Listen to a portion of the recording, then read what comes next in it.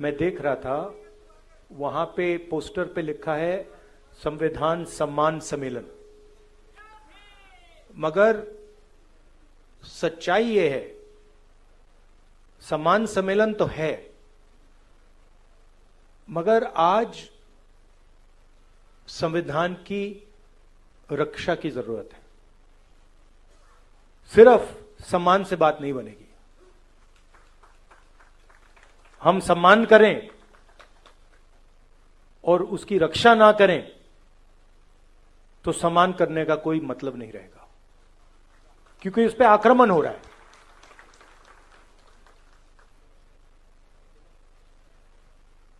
जबरदस्त आक्रमण हो रहा है,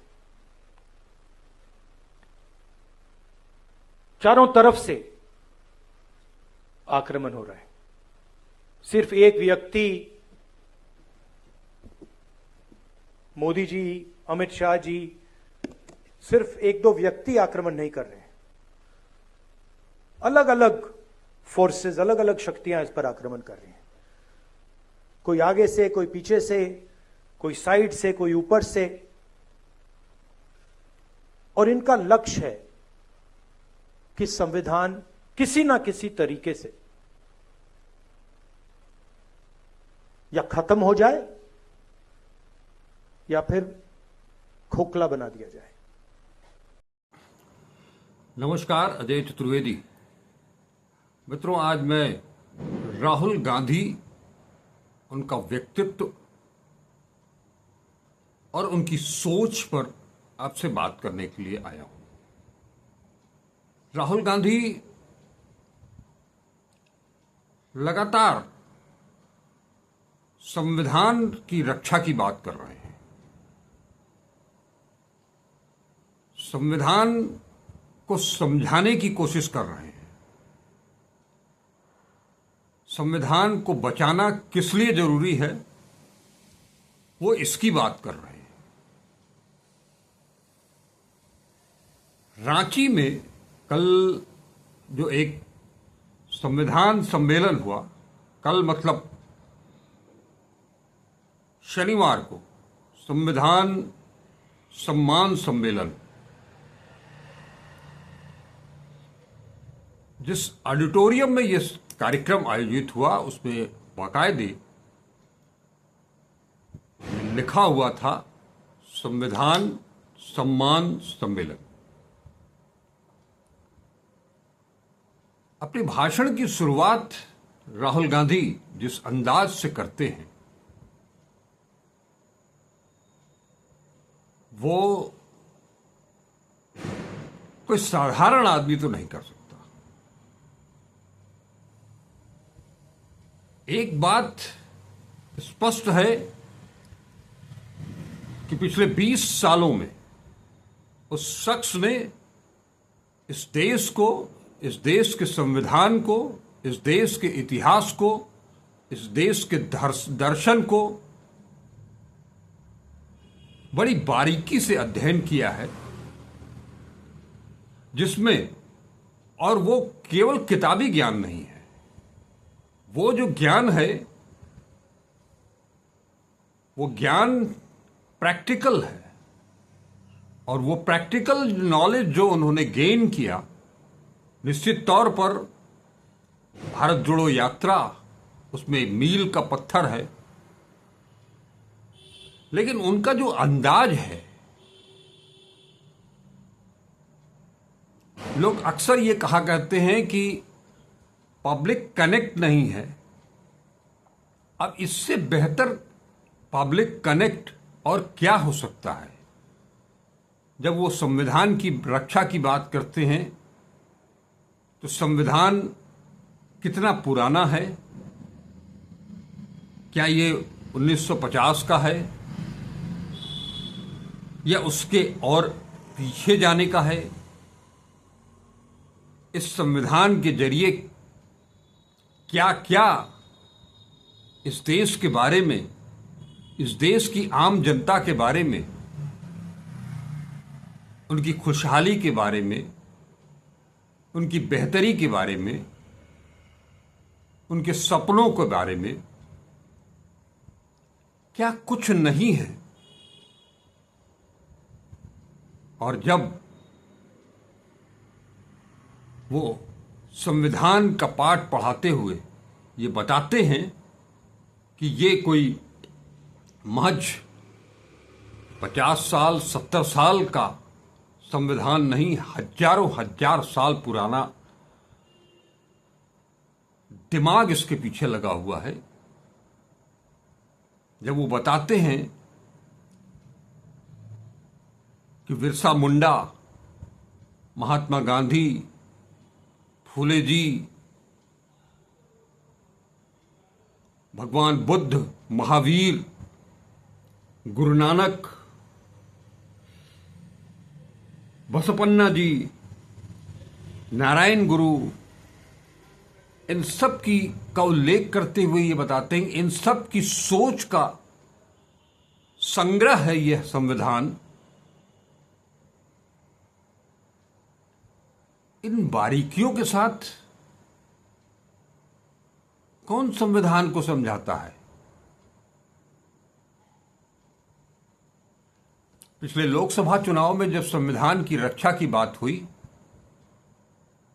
संविधान बचाने की बात हुई, ये बार बार कहा कि संविधान नहीं रहेगा तो आम आदमी नहीं रहेगा।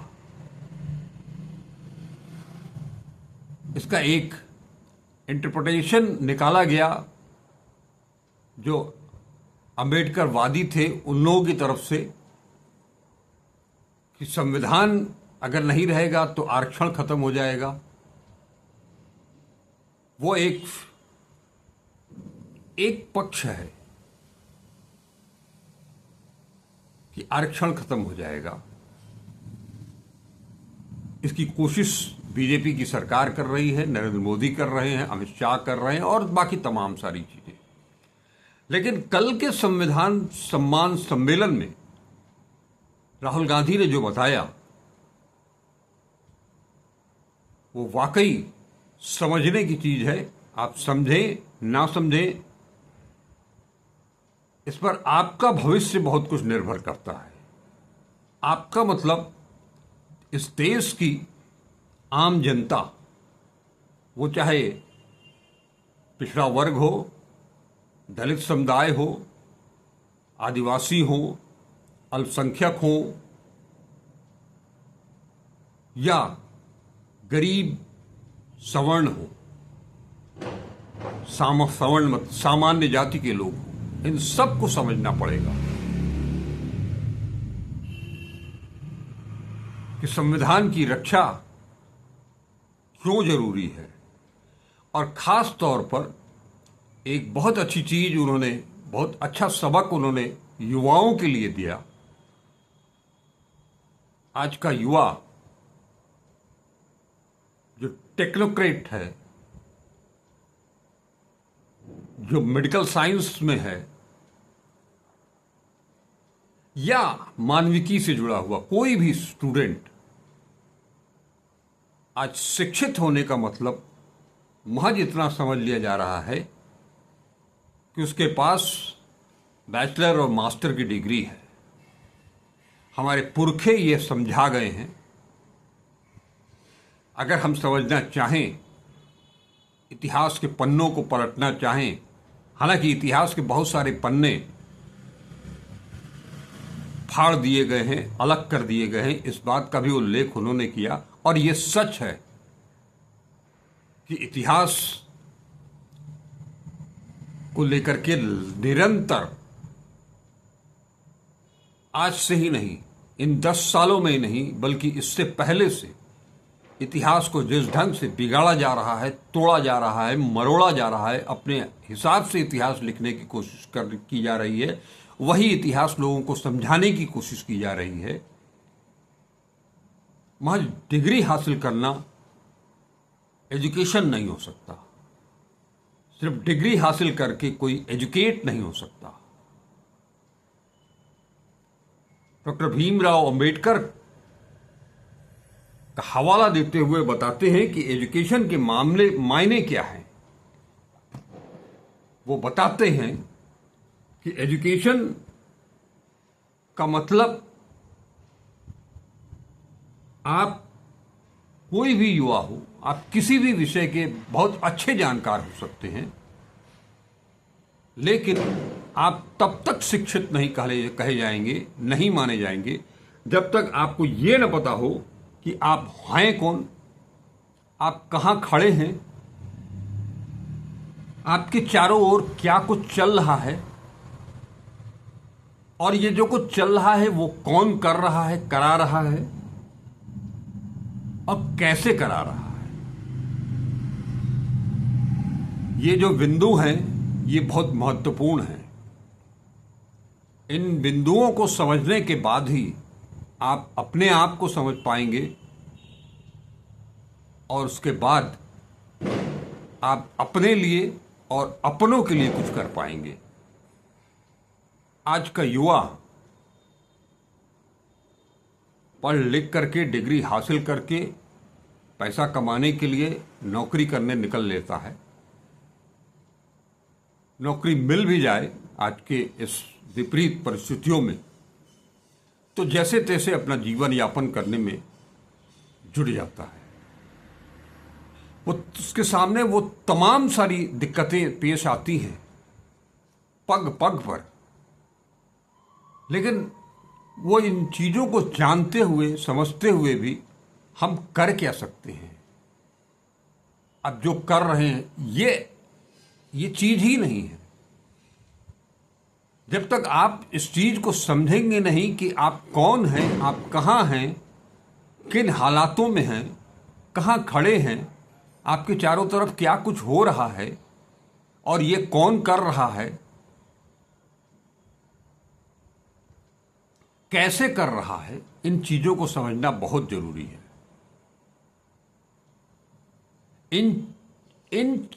इन बातों को दरकिनार करने के लिए ही सत्तारूढ़ दल पूरी कोशिश में जुटा हुआ है कि किसी के दिमाग में, और ख़ास तौर पर युवाओं के दिमाग में ये चीज़ घुसने न पाए, क्योंकि ये बातें जिस दिन युवा के दिमाग में घुस जाएगी, वो युवा क्रांति का बिगुल बजा देगा, ये तय है। इसलिए ये पूरी कोशिश की जा रही है आपका ब्रेन वॉश करने की,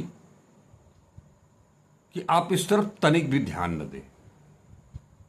आपके दिमाग में ये कीड़ा कौंधना ही नहीं चाहिए, तभी वो निर्विघ्न रूप से अपनी हुकूमत चलाते रहेंगे, आप उनके पीछे घूमते रहेंगे, आप उनकी हाँ में हाँ मिलाते रहेंगे।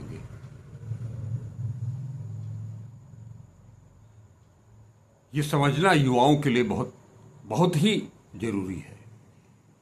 इसीलिए मैंने कहा कि राहुल गांधी ने जो इन 20 सालों में इस भारत को, भारत की राजनीति को, भारत के दर्शन को, भारत के इतिहास को जिस ढंग से उस शख्स ने समझा है, कम से कम आज उनका समकालीन ऐसा कोई नेता नहीं है, मैं डंके की चोट कह सकता हूं, ऐसा एक भी आदमी नहीं है।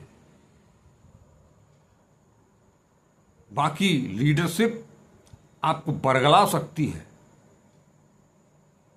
लेकिन आपको सही दिशा नहीं दे सकती। ये शख्स,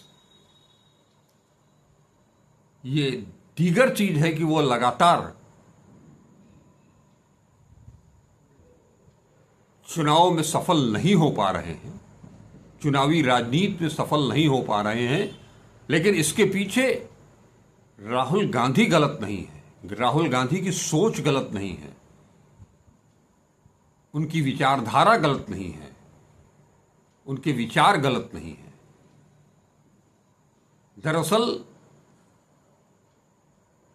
बात करें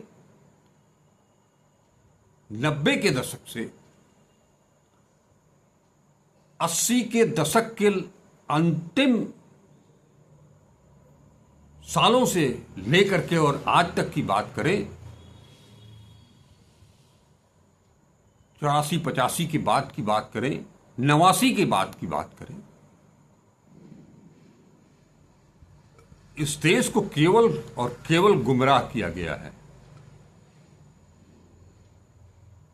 और इस बात को बहुत अच्छी तरह से राहुल गांधी ने समझा है।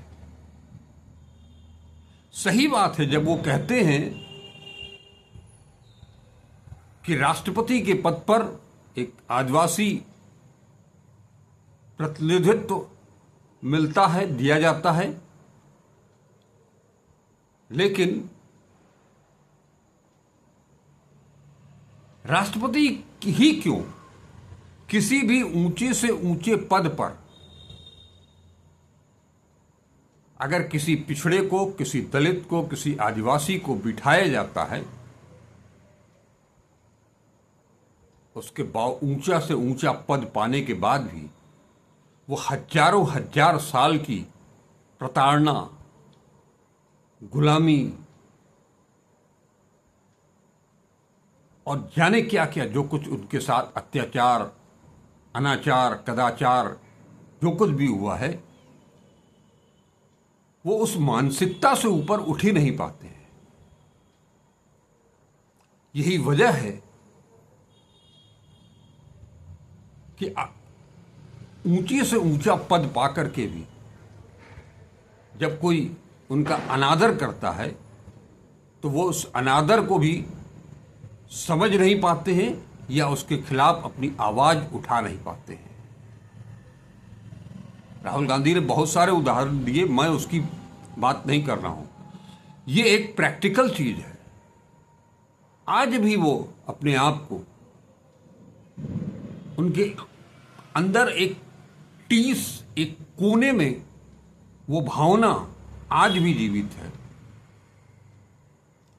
शायद इसीलिए आरक्षण आज भी उनके लिए बेहद जरूरी है।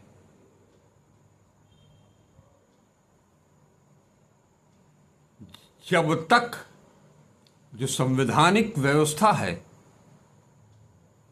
वो केवल आर्थिक आधार पर आरक्षण नहीं दिया गया है,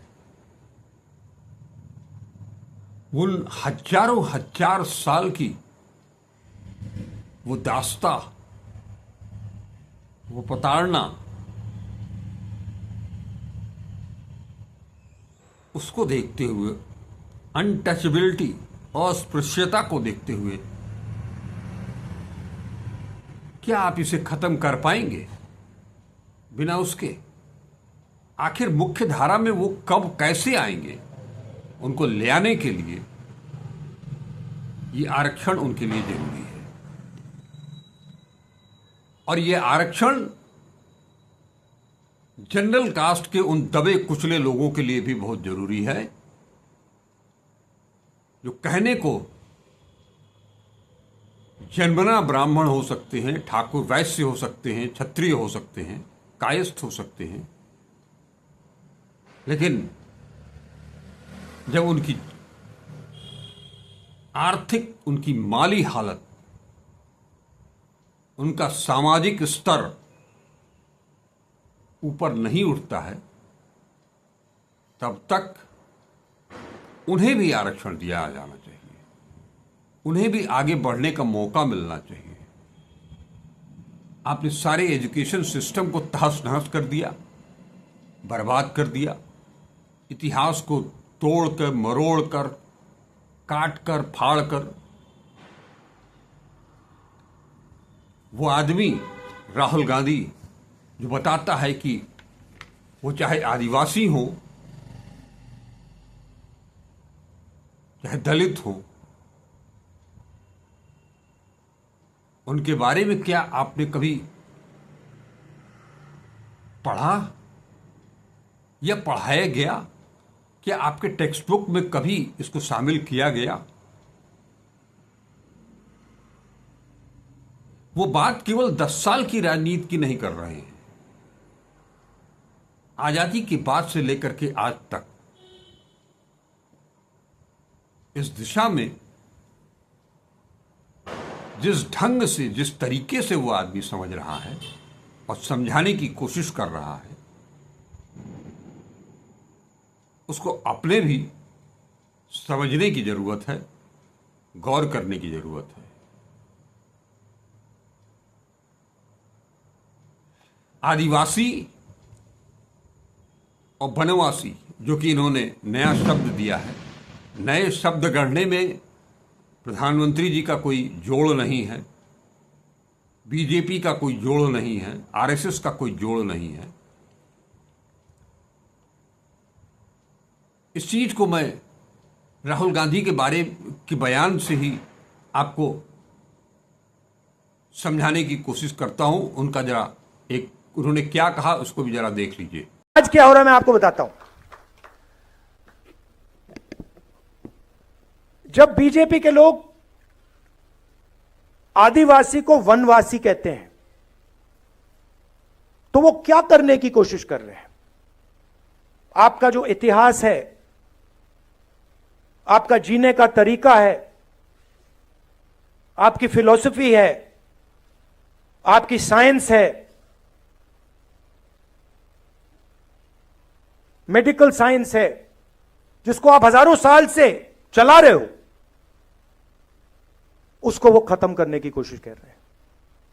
वो आपसे कह रहे हैं कि देखिए, आदिवासी का मतलब क्या? आदिवासी का मतलब जो सबसे पहले मालिक थे। वनवासी का क्या मतलब है? जो जंगल में रहते हैं। देखिए फर्क देखिए। मान लीजिए यहां पे आप लोग बैठे हो और ऑडिटोरियम में आप सबसे पहले आए। ऑडिटोरियम आपने बनाया, ऑडिटोरियम की जमीन आपकी, और मैंने आपसे कहा भैया आप वनवासी हो। इसका क्या मतलब है?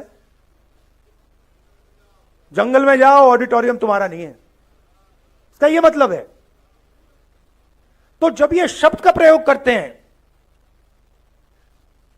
आदिवासी वनवासी, ये सिर्फ एक शब्द नहीं है, ये आपकी पूरी हिस्ट्री है। जब आदिवासी और वनवासी का अंतर समझाया उन्होंने, आपने सुना कितनी बारीकी से उन्होंने वो सारी चीजें बता दी।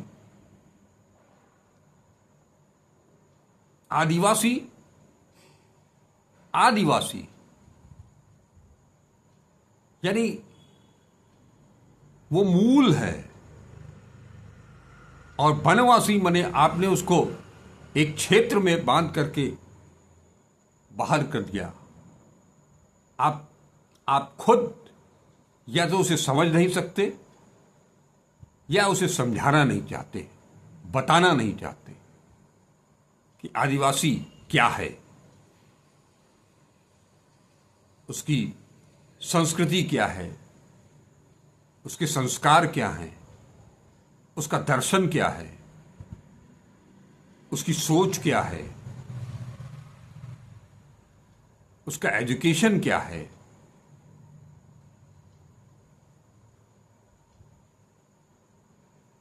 एजुकेशन की बात करेंगे तो वहां भी चाहे वो तकनीकी हो, चाहे वो मेडिकल हो, मेडिकल साइंस से जुड़ा हुआ हो, आप एक छोटी छोटी चीजों को लेकर के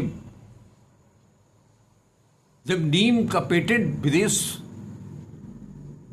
कराने के लिए पहुंच जाते हैं विदेशी, तब आपको ये पता चलता है कि अरे नीम तो हमारा है और इसमें इतने गुण हैं, उसने वो पेटेंट करा लिया।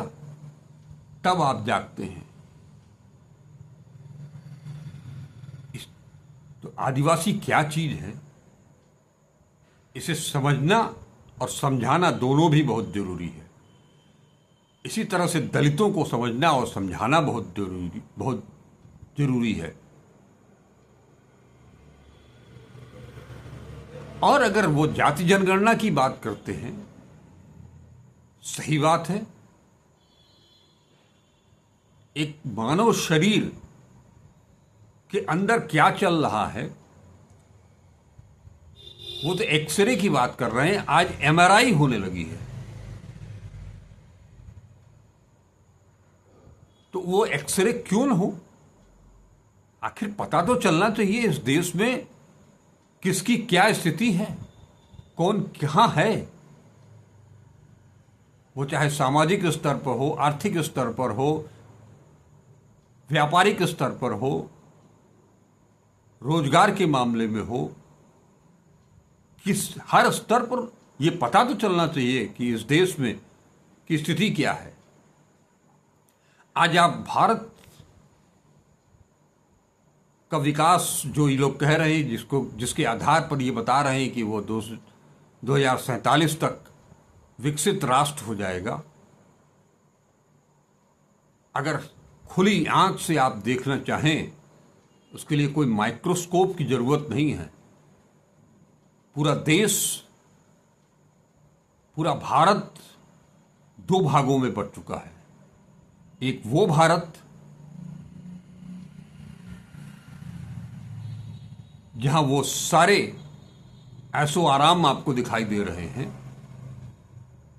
पूंजी दिखाई दे रही है, चमक दमक दिखाई दे रही है, और एक वो भारत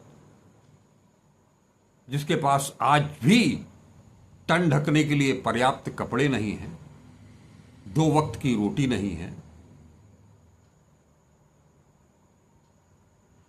शिक्षा नहीं है, स्वास्थ्य नहीं है,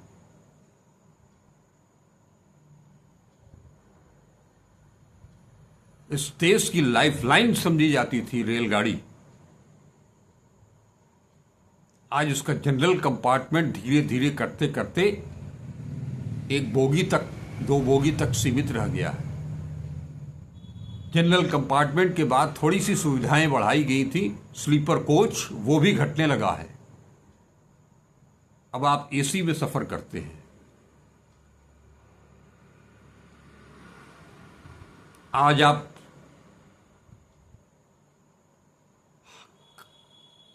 टेक्निकल कारणों से ट्रेनें लेट होती हैं,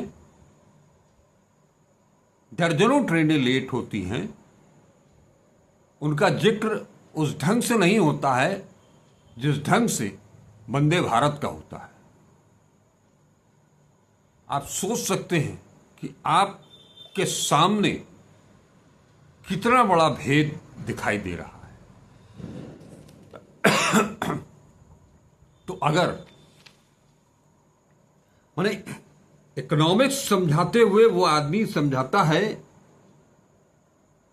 कि जो 90% पब्लिक है इस देश की, जिसमें 5% दलित, 8% आदिवासी और 50% लगभग पिछड़े हैं, और पिछड़ों की जो परिभाषा अदर बैकवर्ड क्लास, उसका अगर शाब्दिक अनुवाद करें, दूसरे पिछड़े लोग, दूसरे बने, किस ढंग से वो समझाता है आदमी।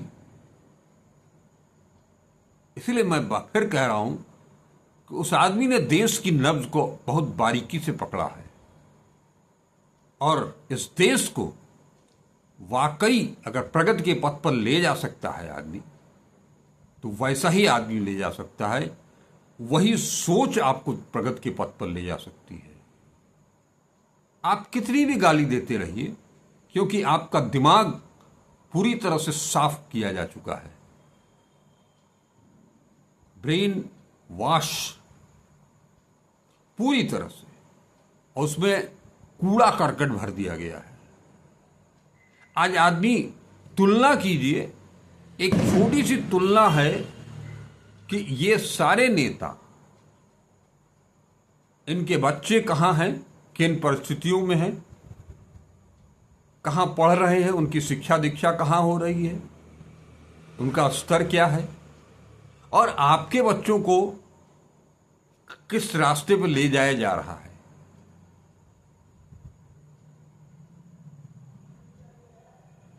इस तरह की बात कीजिए तो लोग ऐसे कमेंट करते हैं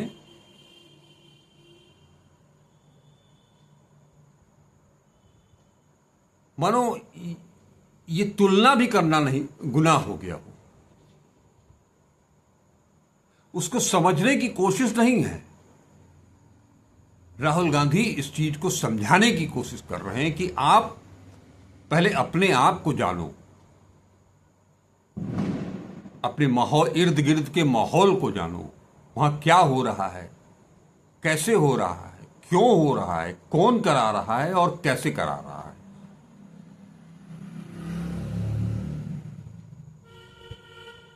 जाति जनगणना जरूरी क्यों है? जो उन्होंने समझाया सही बात है कि न मीडिया उसको बताएगा, नेता उसको बता नहीं रहे हैं।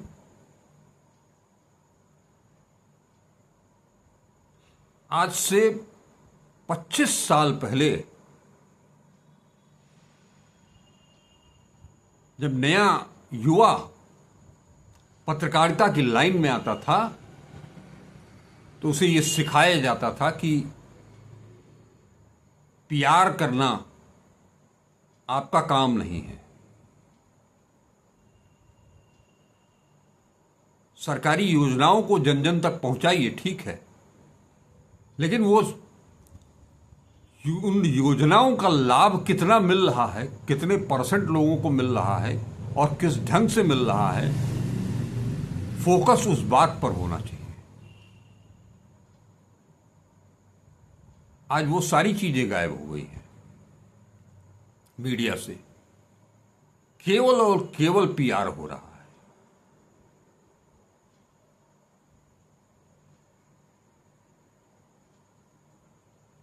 वो पत्रकारिता ही खत्म हो गई है, मर गई है। कुछ गिने चुने लोग हैं जो इसको आज भी जीवित रखे हुए हैं। मरे आप सोच सकते हैं कि ये सरकार दलितों का, आदिवासियों का सम्मान करना, एक शब्द कितना अच्छा लगता है कि हम किसी का सम्मान कर रहे हैं।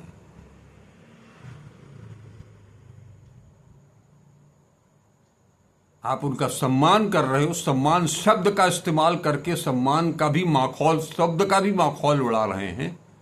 जब इधर से सम्मान की बात करते हैं जिह्वा से और हृदय से उनका हक छीन लेते हैं, उनकी जेब से उन्हीं का पैसा निकाल लेते हैं। ऐसा सम्मान इन देशवासियों को नहीं चाहिए। वो उन्हें अपना हक चाहिए।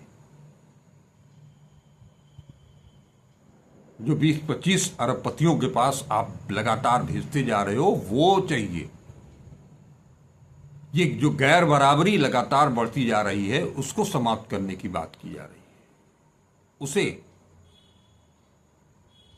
माने आलम यह है कि इस देश का 40% धन 20-25 अरबपतियों के पास और जो गरीब हैं 90%, उनके पास केवल 3% हद है। आपकी स्थिति यह है कि सरकार जो शासन चल रहा है उसमें 100 रुपए की अगर कोई योजना बनाई जा रही है तो 5%, 5 रुपए का हिसाब किताब, फैसला लेने का हक ओबीसी को है। 5 रुपए, 1 रुपए का दलितों के पास और आदिवासियों के पास 10 पैसा। कितनी बारीकी से, कितने अच्छे ढंग से इस गणित को भी राहुल गांधी समझा जाते हैं, एक कुशल शिक्षक की तरह। और तब वो बताते हैं कि जाति जनगणना क्यों होनी चाहिए और वो इसके लिए क्यों संघर्ष कर रहे हैं, क्यों लड़ रहे हैं। ये दीगर बात है कि लोगों को राहुल गांधी की बातें समझ में आने लगी हैं तो, लेकिन उसकी गति बहुत धीमी है।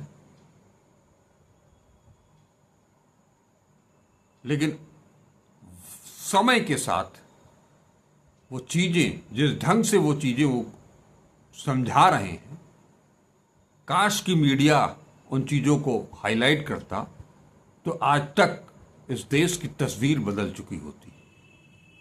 बावजूद इसके न मीडिया उनके पास है, न धन उनके पास है, न सरकारी वो एजेंसियां उनके पास हैं, वो सब उनके विरुद्ध हैं। बावजूद इसके अगर वो उनकी बातें 2%, 5%, 10% लोगों के भी दिमाग में पहुंच रही हैं और घर कर रही हैं, तो ये उस आदमी की बड़ी उपलब्धि है। कम से कम प्रधानमंत्री नरेंद्र मोदी जो आज बनारस में थे, एक नेत्र चिकित्सालय का उद्घाटन करते समय जब वो बोल करके गए कि बनारस को उन्होंने मेडिकल हब के रूप में तब्दील कर दिया है, वहां ये भूल गए कि जिस बनारस हिंदू विश्वविद्यालय के सरसुंदरलाल अस्पताल को एम्स का दर्जा दिलाने के लिए बनारस वासियों ने, बनारस हिंदू विश्वविद्यालय के डॉक्टरों ने लंबी लड़ाई लड़ी, जिसके बाद उसे एम्स का दर्जा प्राप्त हुआ। वहां किस तरह की अंधेर गर्दी मची हुई है। कभी उस पर भी ध्यान दिया होता तो जो बातें वो आज कह करके काशी में गए, शायद काशीवासी उसको पचा भी पाते। वो अस्पताल भ्रष्टाचार का अड्डा बन गया है, लूट खसोट का अड्डा बन गया है। और उसकी लड़ाई लड़ने वालों को लगातार प्रताड़ित किया जा रहा है, उन्हें दबाने की, उन्हें कुचलने की कोशिश की जा रही है।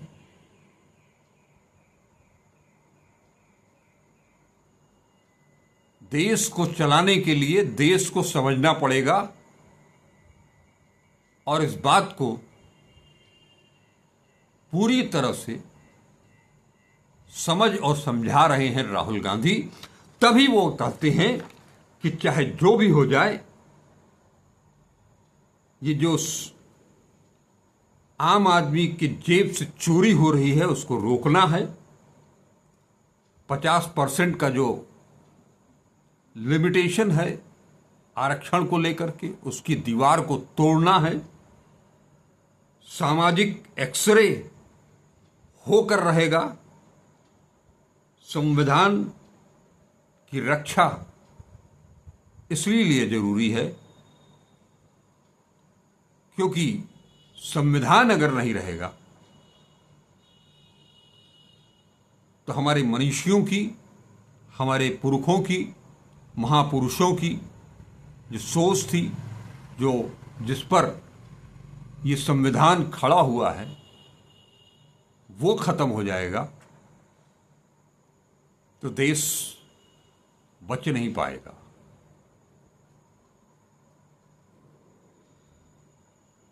और ये इस संघर्ष के लिए सबको एक होना पड़ेगा और एक होकर के ही ये लड़ाई जीती जा सकती है। आज बस इतना ही। नमस्कार, अजय चतुर्वेदी।